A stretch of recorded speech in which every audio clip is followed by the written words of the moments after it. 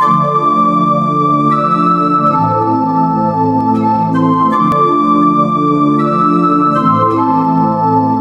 estão me ouvindo. Boa noite. Saudamos fraternalmente aos internautas que estão assistindo ao 8º Congresso Espírita Online da FEAC, da Rádio Evoluir. É uma alegria enorme estar aqui hoje com vocês. Como o Fred falou, meu nome é Roberta Zagueto, sou mineira, sou de Juiz de Fora, portanto estou em casa, mas já estou residindo no Rio já há alguns anos. E lá eu frequento o grupo espírita da Fraternidade Irmão José, o nosso mentor é o José Grosso. E realmente o sentimento que transborda do coração é a mais absoluta gratidão a Deus. Ter a oportunidade de estar numa casa como a FEAC, aqui no 8º Congresso Espírita Online da FEAC e da Rádio Evoluir, é, sem dúvida alguma, um dos momentos mais nobres de toda a minha trajetória de espírito imortal até aqui, né? Lembrando a pergunta de número 118 do Livro dos Espíritos: podem os espíritos degenerar? A que a espiritualidade responde que não. A partir do momento que ele passa por uma prova, adquire o conhecimento dela, né, que veio dela, e a partir daí segue com aquele conhecimento, ele não esquece. O espírito pode estacionar, mas não retrograda. Portanto, estamos na nossa melhor forma espiritual hoje. E essa forma espiritual está aqui na FEAC, e por isso eu sou muito grata a Deus e aos trabalhadores da FEAC pelo convite tão generoso. Sintam-se todos abraçados. Estamos juntos aqui agora, compartilhando dos mesmíssimos objetivos. Buscamos o pão do Evangelho que vem para alimentar matar a nossa fome, a fome do nosso espírito. E o Mestre se faz presente, pois ele mesmo disse que onde 2 ou mais pessoas se reunirem em seu nome, lá ele vai estar. Então, meus amigos, elevemos os nossos pensamentos ao meigo Nazareno e vamos desfrutar da companhia de Jesus. Que nós possamos cada dia mais privar da intimidade de Jesus e do que ele representa. É bom sempre lembrar, a gente esquece às vezes, Jesus está sempre bem pertinho da gente, apenas a uma oração de distância. É importante lembrar, porque por incrível que pareça, às vezes a gente esquece disso, né? E eu não estou falando isso à toa, isso é um grande refresco para o nosso coração. Porque às vezes a gente olha em volta, olha no mundo e parece que só tem inimigos, só temos embates no nosso entorno. Parece que está cada um com a sua bússola íntima apontada para um lado e geralmente para si mesmo. Mas nesses momentos que nós nos juntamos aqui e falamos de Jesus, as nossas bússolas íntimas estão todas apontando para o mesmo lugar, para Jesus e para o que ele nos ensinou. E isso faz toda a diferença. E poder entrar um pouquinho nas reflexões de Leon Denis, esse homem chamado apóstolo do Espiritismo. O nosso tema hoje está no livro O Problema do Ser e do Destino, capítulo 27, chamado Revelação pela Dor. E Leon Denis começa esse capítulo com a seguinte frase: é sobretudo diante do sofrimento que se mostra a necessidade, a eficácia de uma crença robusta, sólida, simultaneamente assentada na razão, no sentimento e nos fatos, e que explique o enigma da vida, o problema da dor. Ou seja, é quando o calo aperta que se faz valer uma fé forte, uma fé consistente. É quando o nosso entorno está esquentando que a gente pode contar com uma fé, uma crença que seja possível a gente se apoiar. E não que ela seja uma pedrinha de gelo que vai se esvaindo à medida que a temperatura em volta da gente vai aumentando, né? Essa crença robusta é fundamentada, obviamente, na razão, nos sentimentos e nos fatos. Emmanuel, no livro O Consolador, psicografia do incansável Chico Xavier, responde à pergunta de número 354, em que é perguntado assim a Emmanuel: pode-se definir o que é ter fé? E ele, o senador romano, nos responde mais ou menos assim: ter fé é guardar no coração a luminosa certeza em Deus. É uma crença que ultrapassa a fé religiosa e que a gente pode substituir. A gente não fala mais eu creio e fala sim, eu sei. Nesse momento é que a gente está de fato de posse de frente a uma fé consciente, pautada em dados e fatos, tocada pela luz do sentimento. Eu penso assim e eu sinto assim. Essa fé, ela progride com a nossa história. À medida que a gente vai passando por dificuldades, em que a gente se sente responsável pela nossa fé, pelo cultivo dessa fé dentro da gente, ela vai ampliando a iluminação que ela traz para a nossa vida, seja pela dor, como eu disse, seja pela responsabilidade. E significa a certeza na assistência divina. Nós sabemos que Deus está conosco para enfrentar as lutas, todos os percalços, né? E a gente, com muita humildade, se entrega nas mãos de Deus e diz assim: faça-se no escravo a vontade do Senhor, com muita humildade. Quando a gente pensa, quando a gente fala isso, né? Faça-se no escravo a vontade do Senhor, é impossível não lembrar de Maria de Nazaré, que fala isso após a visita do anjo anunciar que Jesus estava vindo através dela, né? É essa fé, é esse tipo de crença forte, robusta, que a gente pode se amparar, baseada em razão, em que a gente pode substituir, como diz Emmanuel, o eu creio por eu sei, que Leon Denis está falando no início desse capítulo. É dessa crença que ele fala, né? Ele menciona nesse primeiro parágrafo desse capítulo. E ele segue fazendo alguns questionamentos muito importantes, a gente deve refletir sobre isso, né?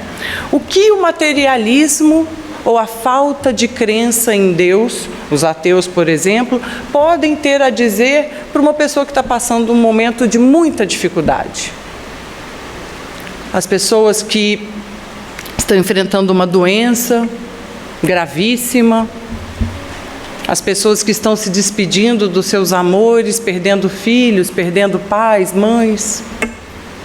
O que o materialismo ou alguma crença religiosa mais negativista pode trazer de apoio, de amparo para pessoas que estão enfrentando as dificuldades, ou para qualquer um de nós, porque todos nós passamos por isso, né? E ele segue destacando, então, que a dor é um processo infalível para medir exatamente o valor dessas teorias filosóficas e de uma religião.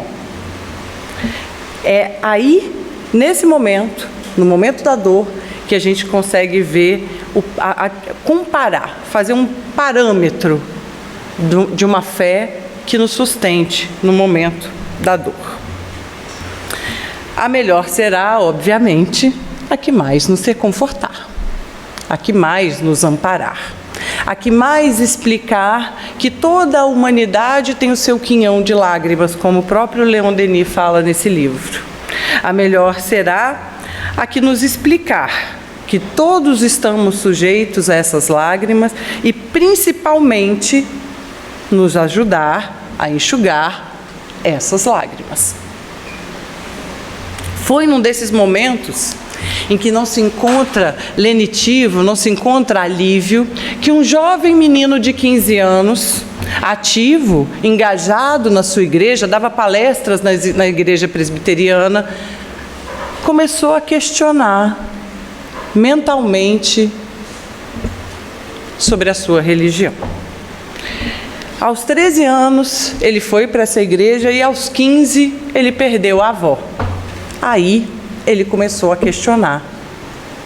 Uma salvação tão limitada, uma única existência. Eu costumo brincar, gente, que o céu ainda não foi inaugurado por pura e absoluta falta de quórum. Não tem gente suficiente boa para ir para o céu. E também não inauguraram o inferno ainda, porque também não tem gente ruim o suficiente para ficar no inferno eternamente. Então, esse menino, ele não aceitava essa crença de uma salvação tão limitada e para tão poucos. Ele achava isso um universo muito estreito. Era muito pouco. E aí, ele tinha um amigo espírita. Todo mundo tem um amigo espírita, né? Todos nós temos um amigo espírita. E esse amigo espírita resolveu apresentar para ele a doutrina dos espíritos. E explicou para ele o destino da alma após a morte, como se davam as reencarnações. E isso conseguiu sanar as dúvidas daquele jovem. E ele, então, acalmou o seu coração. Ele se tornou um dos grandes trabalhadores espíritas do Brasil. O nome dele é Jerônimo Mendonça, também conhecido como Gigante Deitado. Ele foi palestrante, trabalhou com Chico, eles eram muito amigos. E Jerônimo Mendonça, mesmo paralisado em cima de uma cama, viajou esse país inteiro dando palestras, cego, em cima de uma cama ortopédica. Ele trabalhava arduamente na divulgação da doutrina espírita. Por isso, o Gigante Deitado. Ele nasceu em Minas Gerais, numa família de 10 filhos, com pais analfabetos, muito pobre, lutando pela sobrevivência. Ele costumava contar que o primeiro par de sapato que ele teve, ele tinha muito bom humor. O primeiro par de sapatos que ele teve foi aos 13 anos, quando ele tentava entrar no cinema, ele achou o sapato no lixo. O cinema era uma das grandes paixões de Jerônimo Mendonça. E já na adolescência ele começou a sentir algumas dores nas articulações, nos tornozelos, nos joelhos, começaram a inchar. E aí, aos 18 anos, ele já andava com muita dificuldade, as dores foram piorando e Jerônimo então começa a enfrentar uma das maiores provações que ele ia ter na sua encarnação, a artrite reumatoide. E ela causou um quadro de muita dor. Ele impossibilitado de andar, mais tarde ficou cego, e ele foi então, aos 20 anos, ele já não conseguia mais levantar da cama. O quadro do Jerônimo, ele era tão desolador que mesmo com remédios ele ainda seguia sentindo muitas dores físicas. Tanto que os amigos tiveram que fazer uma cama especial para ele e, além de tudo, eles tinham que colocar um saco de areia de 30 quilos em cima do peito do Jerônimo, porque aquele peso aplacava um pouco as dores físicas que ele tinha. Se vocês jogarem no Google Jerônimo Mendonça saco de areia, vocês vão ver uma foto dele com um saquinho de areia em cima do peito dele. E ele recebeu também uma Kombi de doação. E essa Kombi é onde eles colocavam a cama dele para que ele pudesse viajar e fazer as suas palestras. Costuma-se dizer que ele fez daquele leito uma verdadeira tribuna para divulgar o Espiritismo e conseguiu, através dela, fazer um trabalho muito valoroso, né? Quem conheceu o Jerônimo fala que ele tinha extremo bom humor, como eu já disse. Ele gostava de cantar, contar caso, ele era sempre muito bem-humorado e os amigos sempre levavam ele para ele se distrair aonde quer que eles fossem. Tem um caso muito engraçado que ele conta, que ele estava no cinema uma vez, a caminha dele dentro do cinema para ele poder assistir o filme e se distrair, quando uma moça chegou e tropeçou na cama dele. E aí ela explodiu. Mas não é possível. Aonde eu vou, o aleijado tá. Eu vou numa festa, tá o aleijado. Eu vou no cinema, o aleijado tá. O aleijado me persegue. E aí ele olha assim, assustado para ela e pensa, nossa, a moça tá brava mesmo. Eu tenho que responder, mas eu não posso falar nada que vai deixá-la mais brava ainda. E aí ele olha para ela e fala, mas minha filha, também, hein? Você não para em casa. Ela morre de rir, ela fica, desconcertada, morre de rir e eles se tornam bons amigos. O Jerônimo também ele era chamado para fazer palestras não, levar palavras de consolo nos cemitérios, nos momentos de desencarne de espíritas conhecidos ali dele, E uma vez ele falou aquelas palavras emocionadas ali naquele momento de despedida temporária, quando as pessoas foram indo embora, depois chorando, parando umas às outras. De repente alguém vai na casa do Jerônimo, mais tarde não acha o Jerônimo. Tinham deixado ele no cemitério, esqueceram ele lá.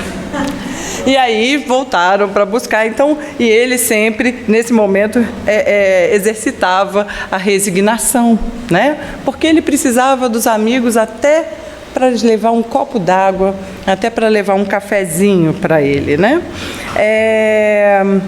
Em 1960, ele ainda enxergava, e aí Jerônimo ele quase desencarnou.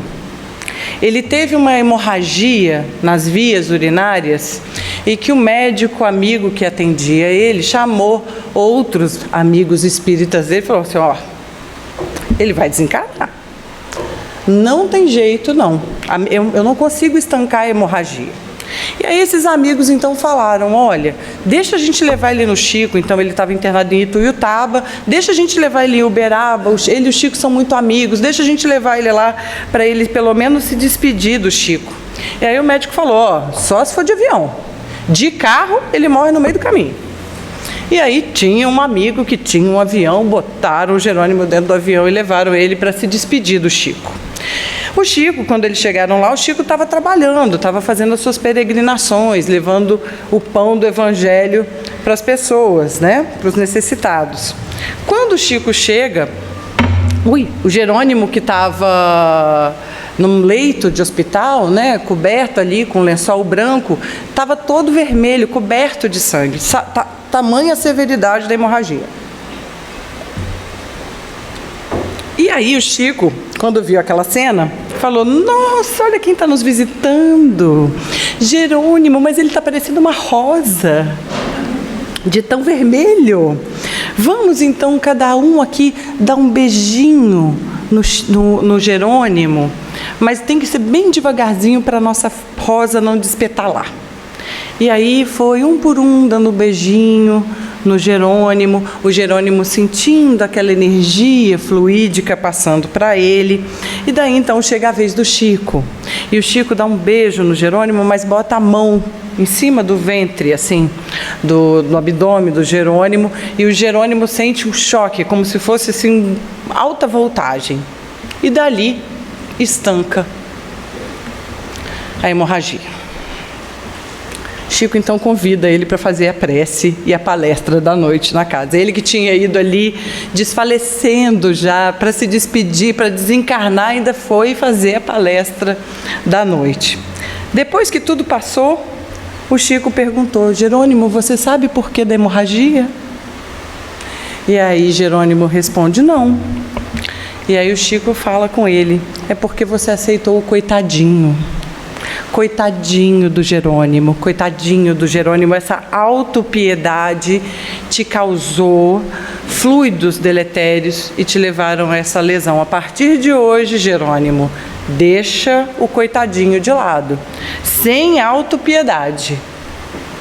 E aí, então, por isso, ele sempre contava casos hilariantes, porque naquele momento, as pessoas rindo da situação com ele ali não era mais o coitadinho, E aí o ponto mais importante é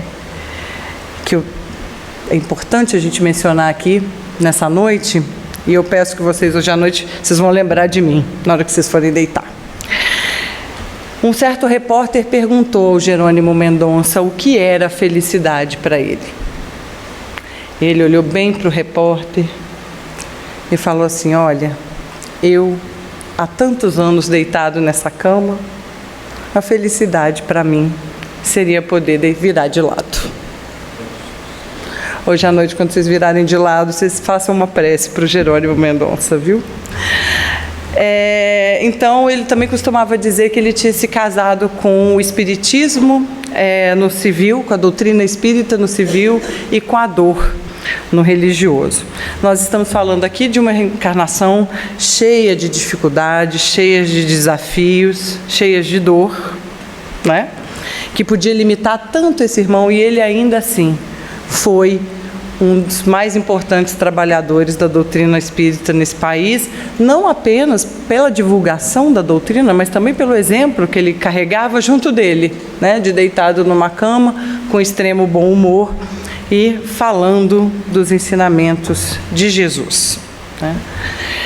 Esse casamento da doutrina espírita no civil e com a dor no religioso nos ajuda um pouco a refletir sobre o que Leon Denis está querendo dizer para a gente, traz para a gente nesse capítulo Revelação pela Dor. E ele menciona essa necessidade desse alargamento do nosso entendimento, né? Esse alargamento que Jerônimo Mendonça procurou aos 15 anos, quando ele, entre aspas, perdeu a sua avó, né? Leon Denis fala assim, e ele dá um recado, na verdade, para os pastores, para os padres, mas nós espíritas podemos fazer esse questionamento, trazer esse alerta do Leon Denis para nós, para o nosso íntimo. Ele fala assim: se o universo é um campo fechado, entregue ao acaso, uma fatalidade que nos esmaga, e nele não há consciência, nem justiça, nem bondade, a dor não tem utilidade nenhuma, né? Também não importa ter consolação.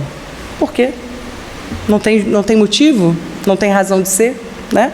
Só nos resta então impor silêncio ao coração, pois seria inútil importunar os homens e os céus com as nossas lamentações. Para esses cuja vida é puro materialismo, né? A dor é um problema insolúvel. Não existe esperança para aquele que sofre, para quem tem esse universo tão limitado. Qualquer palavra que sai da nossa boca, então, de consolo, ou que chega aos nossos ouvidos para nos consolar, é terra estéril, é terra morta, né? O Espiritismo traz esse encorajamento, enquanto às vezes as demais nos trazem mais falta de entendimento, falta de ânimo frente à dor, né? Muitas vezes a gente ouve assim: Deus sabe de todas as coisas, Deus quis assim, né? É a vontade de Deus. E a gente pergunta: será que Deus quer que a gente sofra? Essa pergunta foi feita para Jerônimo Mendonça numa entrevista. Será que Deus quer que a gente sofra? E ele responde: a dor é criação de Deus? Perguntaram especificamente isso. Jamais. Deus, na sua infinita e perfeita bondade e justiça, jamais criaria o sofrimento para os seus filhos. A dor são resultados dos nossos desvios do nosso livre-arbítrio. Toda atitude contra as leis de amor de Deus trazem para nós o sofrimento. Plantio torto, colheita torta, né?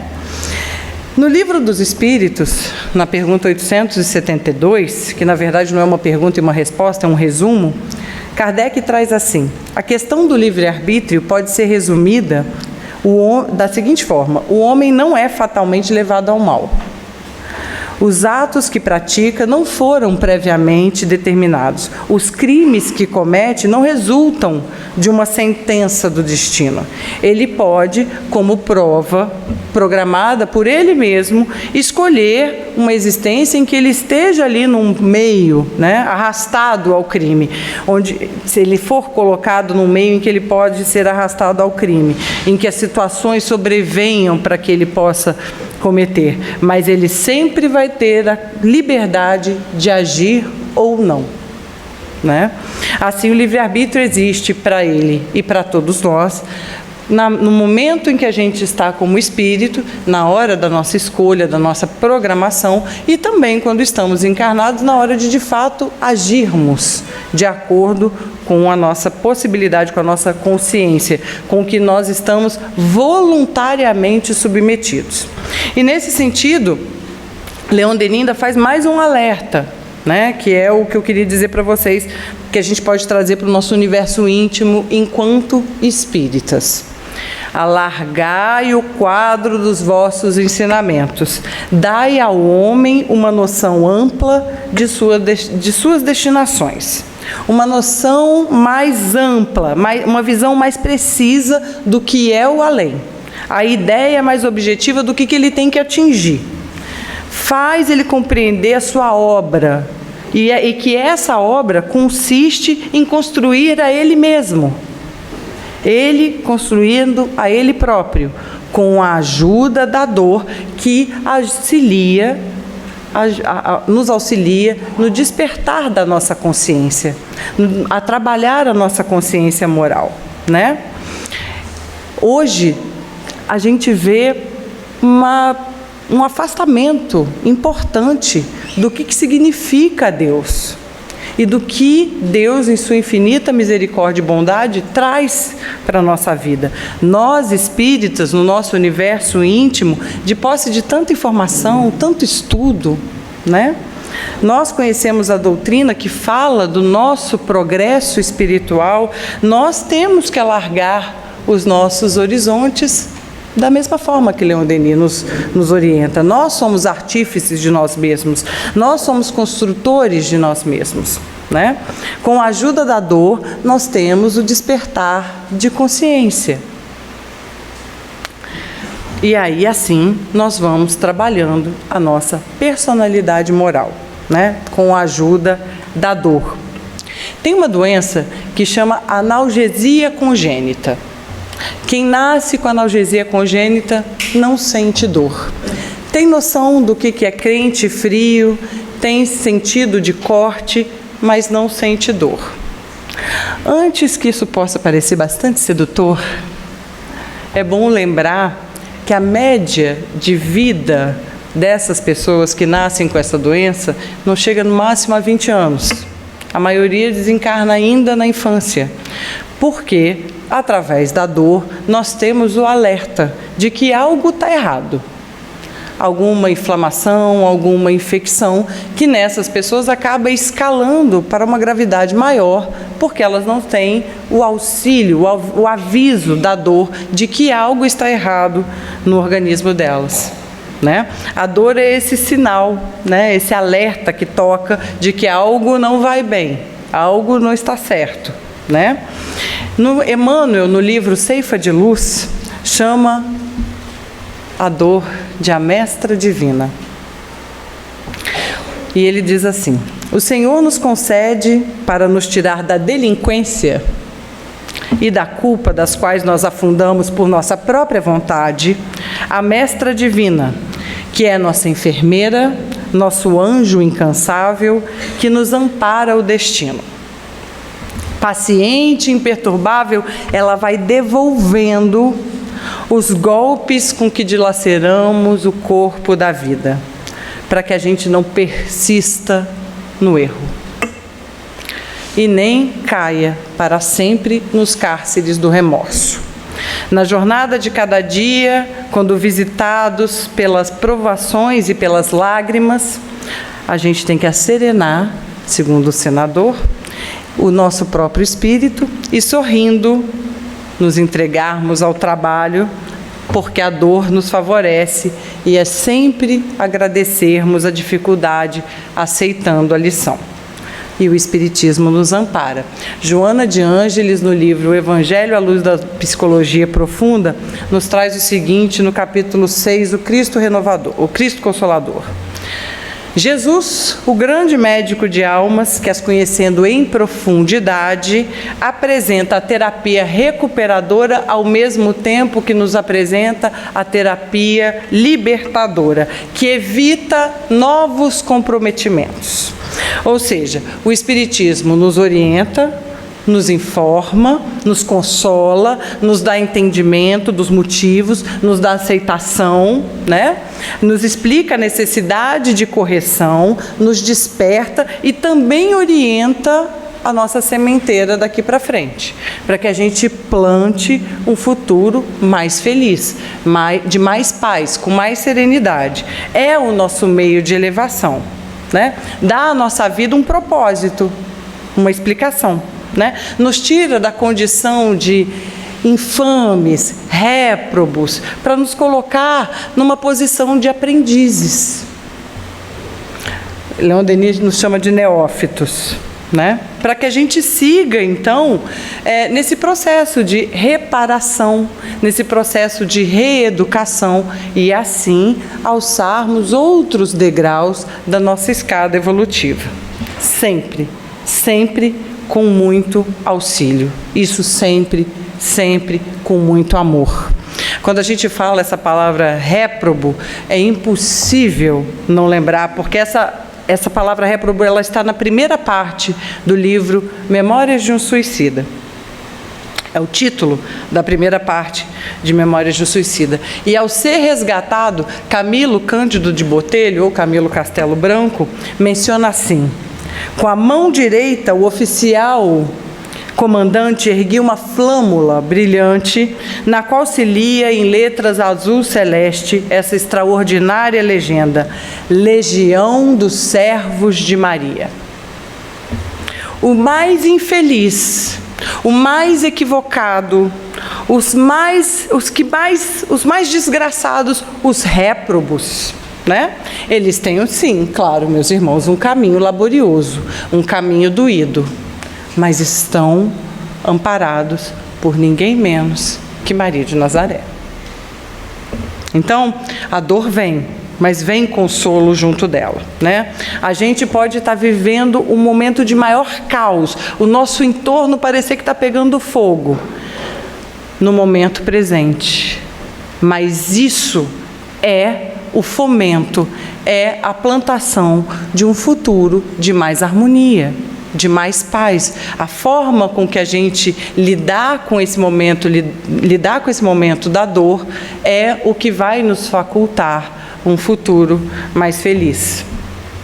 Hilário Silva, no livro A Vida Escreve, nos conta a história de Saturnino Pereira, psicografia de Chico Xavier e Valdo Vieira, e nos conta o seguinte: Saturnino era aquele cara que todo mundo gosta, aquele sorriso que é um sol aberto quando você chega no trabalho, aquela pessoa alegre, feliz, que você chega assim, cansado, e a pessoa dá bom dia, né? Toda animada. Ele era esse, ele era pontual, ele era esforçado, ele era comprometido com o trabalho, ele era amigo de todo mundo. Onde tinha alguém precisando de ajuda, lá estava o Saturnino para ajudar. E por isso mesmo, quando viram o Saturnino acidentado perto de uma máquina, todo mundo correu para ajudar. Meu Deus, Saturnino se acidentou, meu Deus, Saturnino. Todo mundo rasgando a roupa para fazer um torniquete, porque o braço dele sangrava em bicas. Todo mundo correu para ajudar o Saturnino. Daí, então, o chefe da tecelagem coloca o Saturnino no carro, correm com ele para o hospital para ele poder ser atendido o mais rapidamente possível. Entra na cirurgia, o braço bem dilacerado, mas logo após a operação terminar, vem o médico e fala: olha, o braço ficou bem machucado, mas ele vai se recuperar. Ele só vai perder o polegar. Ele só perdeu o dedão. E aí ele volta para o trabalho com o braço enfaixado, abatido, mas resignado, fala ali algumas palavras, agradece a Deus e vai embora. Naquele momento, todos aqueles amigos que são, né, companheiros ali do Saturnino falam: poxa, justo Saturnino, como é que acontece um negócio desse com ele? Um cara tão bom, ajuda todo mundo. Aí um outro mais materialista lá, tá vendo? Fica enfiado em centro espírita o dia inteiro, não adiantou nada. O que adianta? Vai todo dia no centro, não resolveu, está lá passando por essa dificuldade. Saturnino vai para casa, mas naquela noite ele vai ao centro espírita. Uma reunião pequena, mediúnica, só de 10 pessoas com a sua esposa. Ele está ali sentadinho na cadeira, né, esperando o final da reunião, quando Macário, que é o líder, o mentor espiritual da reunião, chega perto dele e fala: Saturnino, meu filho, não acha que você está desamparado por Deus não, hein? O Pai cuida de todos. A justiça divina chega, mas chega também a misericórdia, Saturnino, na mesma proporção. Eu sei que você está abatido, mas eu já te digo, você não tem motivo. Saturnino, quando você se preparava para o mergulho no corpo material, você pediu para perder o braço útil no trabalho. Isso porque há 80 anos atrás você era um importante sitiante do litoral brasileiro. E quando um empregado seu, doente, não conseguiu atender aos seus pedidos, você então enfiou o braço dele no engenho de cana. E ele perdeu então o braço moído ali naquele engenho. E durante muito tempo no plano espiritual você sofreu, Saturnino. A memória dos gritos de dor daquele irmão, a lembrança do caldo de cana saindo rubro de sangue, isso te perseguiu durante muito tempo. Por isso, você pediu para reencarnar numa encarnação com bastante dificuldade, de muito trabalho, e que você perdesse, então, o braço útil, o braço direito, no trabalho. Hoje, você está abatido, você está triste. Mas, observando os seus caminhos até aqui, e vendo que você sempre se colocou no caminho do bem aos outros, eu não posso falar daqui para frente, porque a colheita só vem, né, no final da semeadura. Só quando você desencarnar é que a gente vai poder dizer. Mas o que eu quero te dizer, hoje eu posso te dizer que o seu empenho à justiça você tem pago em amor. Era para você perder o braço inteiro, você só perdeu o polegar. E as lágrimas do Saturnino e as minhas, quando ele lia esse texto, saíram grossas. Saturnino chorava, emocionado e agradecido, porque compreendia o que estava acontecendo. Daí, então, no outro dia, aparece o Saturnino na fábrica de novo. E o chefe do ponto: mas o que você está fazendo aqui? Você tem um atestado de 30 dias? E ele fala: não, eu não estou doente. Eu certamente vou servir para alguma coisa. Eu certamente posso ajudar em alguma coisa. E ele entra, então, fábrica dentro, falando alto para todo mundo ouvir: graças a Deus. Essa passagem do Saturnino é exatamente o exemplo, dando graças, Saturnino dando graças, o entendimento que ele teve por esse momento em que ele passou por essa dor. Esse é o ensinamento que Leon Denis nos traz nesse capítulo. Essa dor é a divina mestra que Emmanuel nos fala no livro Ceifa de Luz, né? Essa dor que nos modifica para melhor, que nos faz crescer, né? Que transmuta os nossos excessos, os nossos equívocos do passado em uma semeadura de mais amor. Essa é a dor que deixa de ter, então, uma aparência assustadora para a gente enxergar nela uma ajudante, uma auxiliar, né? A dor, então, está justificada e consolada ao mesmo tempo, né? Até mesmo a dor mais doída. A dor que é a grande questão do homem. Que horrenda é a ideia do nada. Se você, como eu, reconhece essa frase, talvez você, como eu, também tenha se amparado muito na prece que tem no final do Evangelho, preces pelas pessoas a quem tivemos afeição. No finalzinho do Evangelho segundo o Espiritismo. Quando meu pai desencarnou, essa prece, eu andava com ela de braço dado. Como é horrenda a dor do nada. Quando alguém que a gente ama desencarna, a gente pensar que o nada que deixou de existir é horrenda. Né? Então, o Espiritismo ele nos ampara essencialmente nesse momento que a maior parte de nós, a maior parte das pessoas diz assim, só não tem jeito para a morte. Né? Aí sempre tem um espírito que fala, então dá licença, só um minutinho, deixa eu falar uma coisinha. A morte não existe, ninguém morre. Né? Então, no livro, sobre esse ponto, né, do desencarne das pessoas amadas, dos entes queridos, a maior dor que alguém pode passar, eu trago aqui uma passagem muito interessante da nossa querida Sueli Caldas Schubert, no livro As Dimensões Espirituais do Centro Espírita. E ela conta que um casal amigo dela foi com ela em 1984 até Uberaba. E eles já tinham contatado o Chico, ela estava escrevendo um livro, então ela estava preparando algumas entrevistas para fazer para o Chico Xavier com esse casal de amigos. E o nome do livro é Testemunhos de Chico Xavier. Né? E ela passou ali um tempo preparando e foram então até Uberaba. As reuniões do Grupo Espírita da Prece corriam ali, o Chico escrevendo cartas para as pessoas que tinham perdido seus entes queridos, as mães, né, do Chico Xavier, recebendo ali cartas e sendo amparadas pelo Chico, pelos seus textos. Chico psicografou ali umas 3 horas seguidas, recebeu 8 cartas de espíritos recém-desencarnados. Ele psicografou também algumas poesias, né, de uns espíritos amigos, entre elas um espírito amigo de Salvador. Divaldo estava também nesse mesmo fim de semana que a Sueli estava lá em Uberaba. Esse espírito mandou uma mensagem dedicada ao Divaldo. O médium baiano também psicografou alguns textos, algumas mensagens, algumas cartas, 2 ou 3 mensagens de Amélia Rodrigues.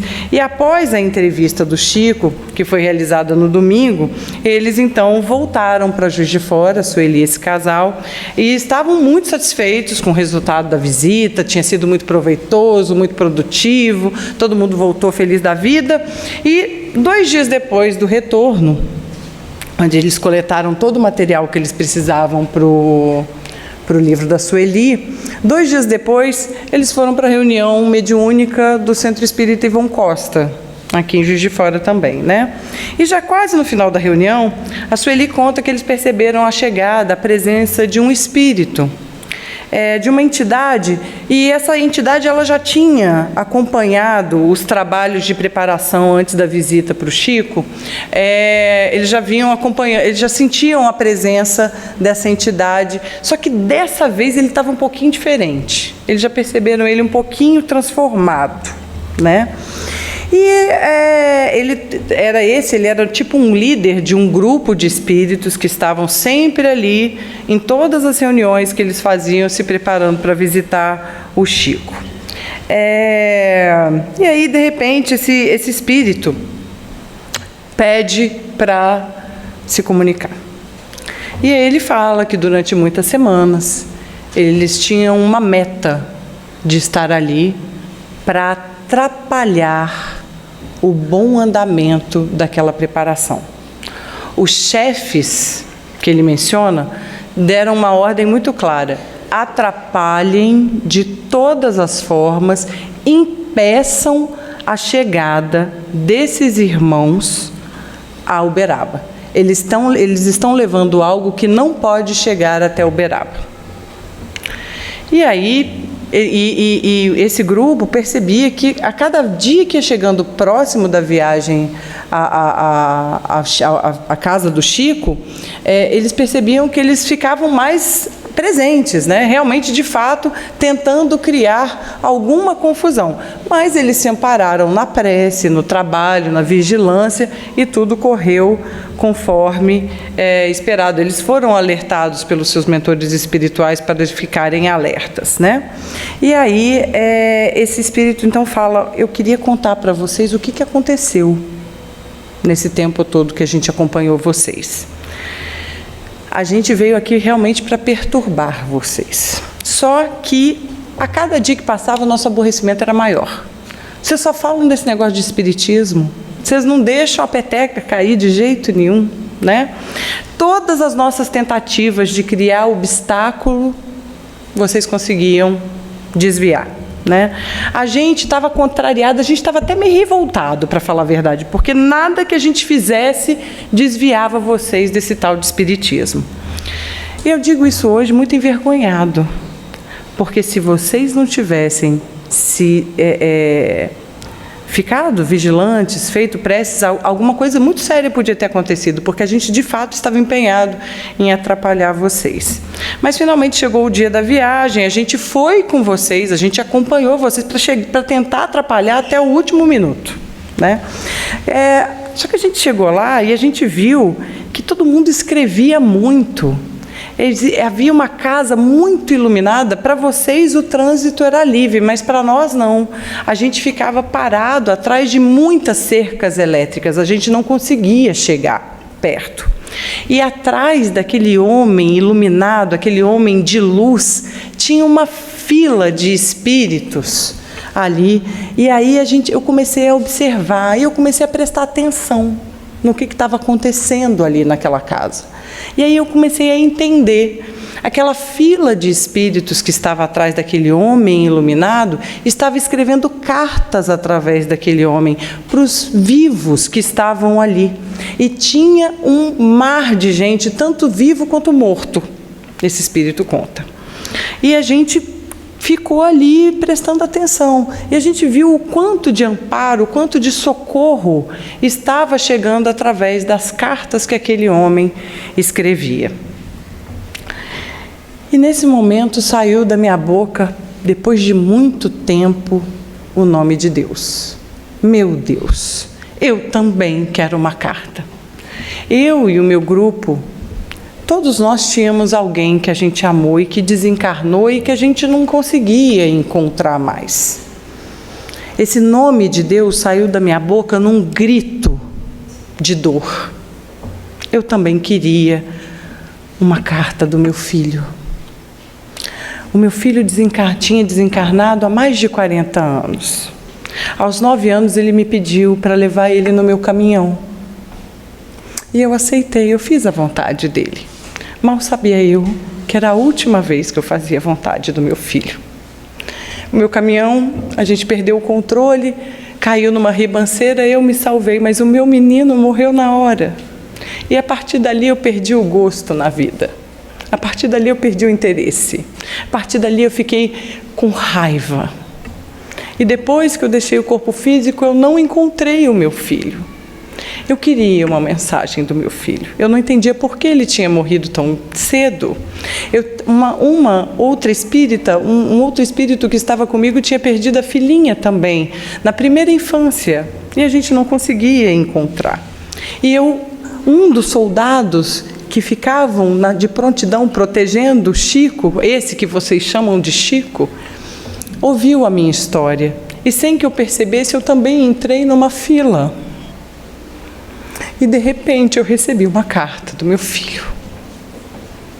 Eu quase conseguia ouvir a voz do meu filho. Eu me abracei àquela carta que dizia assim: papai, eu estou do seu lado. Você só escolheu o lado errado. E a partir dali, naquela carta, meu filho também disse que Jesus ia me ajudar. Então eu vim aqui para contar para vocês. Eu percebi que eu tinha que vir aqui contar para vocês o que tinha acontecido e que eu estou enfraquecido, mas eu estou confiante de que eu vou conseguir me reformar e encontrar o meu filho. O que eu não contei para vocês ainda é que esse casal que estava junto com a Sueli era o Falcone e a Kátia. Eles foram com a Sueli até Uberaba. Eu contei aqui para o Falcone, ele lembrou do fato antes da gente começar, né?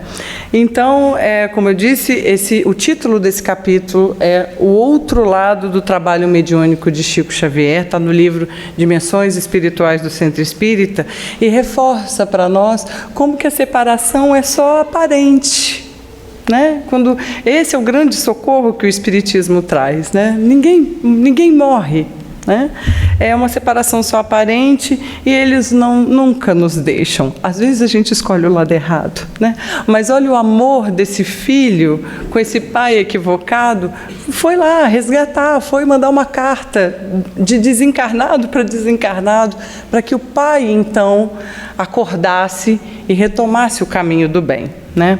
Nesse capítulo que a gente está estudando hoje, tem uma frase lindíssima do Leon Denis, que é assim: não há grito, nem lágrima, nem apelo de amor que não tenha a sua repercussão e a sua resposta, né? Então, quantos, meus irmãos, nos amam infinitamente do outro lado, nos amam e a gente nem lembra, porque na presente encarnação, às vezes a gente não lembra de quem foi um pai, uma mãe da gente na outra encarnação, mas eles estão, às vezes, no plano espiritual, zelando por nós, né? A gente lembra ali do livro do Evangelho segundo o Espiritismo, capítulo 4. A reencarnação fortalece os laços familiares, ao passo que a unicidade de existência os rompe, né? Isso tudo, meus queridos irmãos, nos estimula, nos orienta, no final das contas, a agirmos uns pelos outros. Tem um grupo de estudo aqui na FEAC, que eu estou no grupo do WhatsApp, que é lindo, porque todo dia às 18 horas eles falam, vamos orar uns pelos outros. A gente tem como fazer um pelos outros. Olha o Saturnino, a história que Hilário Silva nos conta, né? Ele, com um débito tremendo de perder o braço direito num acidente, trabalhava tanto no bem, era tão empenhado em agir conforme a doutrina espírita o amparava, que ele perdeu um polegar, né? Então, nós somos muito amparados. Então, Deus quer o nosso bem acima de todas as coisas e, através da dor, nos revela a dor, nos revela o que a gente precisa mudar, o aprendizado que a gente precisa fazer. A dor é um agente de transformação. A dor é o que nos desperta, né? É o que nos faz retomar o caminho do bem. Então, quando ela chegar, lógico que a gente não vai procurá-la com as nossas próprias mãos, mas quando a dor chegar, e ela chega para todos nós, que a gente possa acolher e recolher os frutos que ela nos traz. Eu gostaria de lembrar que na cidade de Hiroshima, onde caiu a bomba, foi criado não o campo da vingança, o campo da dor, o campo da revolta, mas sim o Parque Memorial da Paz de Hiroshima. Daquele momento de extrema dor, que fica anos e anos, com a radiação, pessoas adoecendo, naquele lugar onde caiu a bomba, o fruto que se colhe dessa dor é a lembrança de como a paz é importante para todos nós. E eu gostaria de finalizar com um Pai Nosso que me ajuda muito nos momentos de dificuldade. Pai nosso, que estás em mim, que estás naquele que eu amo, naquele que me fere, naquele que busca a verdade. Pai nosso que está naquele que caminha comigo e naquele que já partiu, deixando minha alma ferida pela saudade. Santificado seja o teu nome por tudo que é belo, bom, justo, gracioso, por toda a harmonia na criação. Seja santificado por minha vida, pelas oportunidades tantas, por aquilo que sou, tenho e sinto, e por me conduzir à perfeição. Venha a nós o teu reino de paz e justiça, fé e caridade, luz e amor. Reino que sou convocado a construir através da mansidão de espírito, reflexo da grandeza anterior. Seja feita a tua vontade, ainda que as minhas rogativas prezem mais o meu orgulho do que as minhas reais necessidades. Ainda que muitas vezes eu não compreenda mais do que o silêncio em resposta às minhas preces, não te ouvindo assim dizer: filho, aguarda, tua é toda a eternidade. O pão nosso de cada dia me dá hoje e que eu possa dividi-lo com meu irmão. As condições materiais que ora tenho de nada servem se não me lembro de quem vive na aflição. Pão do corpo, pão da alma, pão que é vida, verdade e luz, pão que vem trazer alento e alegria, é o Evangelho de Jesus. Perdoa as minhas ofensas, os meus erros, as minhas faltas, perdoa quando se torna frio o meu coração, quando permito que o mal se exteriorize em forma de agressão. Que mais do que falar eu saiba ouvir, que ao invés de julgar eu busque acolher, que não cultivando a violência eu semeie a paz, que dizendo não às exigências em demasia eu possa a todos agradecer. Perdoa-me assim como eu devo perdoar aqueles que me ofendem, quando o meu coração esteja ferido pelas amarguras e dissabores da ingratidão. Possa eu, Senhor da vida, lembrar que nenhuma mágoa é eterna e de que o único caminho que me torna sublime é a humilde estrada da reconciliação. Não me deixe cair nas tentações dos erros, vícios e egoísmo, que me tornam escravos da minha malevolência. Antes, que a tua luz esteja sobre mim, iluminando-me para que eu te encontre dentro da minha alma, como parte que és da minha essência. E livra-me de todo mal, de toda violência, de todo infortúnio, de toda enfermidade. Livra-me de toda dor, de toda mágoa e de toda desilusão. Mas, ainda assim, quando as tais dificuldades se fizerem necessárias, que eu tenha força e coragem de dizer: obrigada, Pai, por mais essa lição. Muito obrigada. Agradecemos a todos os internautas que estão também assistindo ao 8º Congresso Espírita Online da FEAC e da Rádio Evoluir. Obrigada.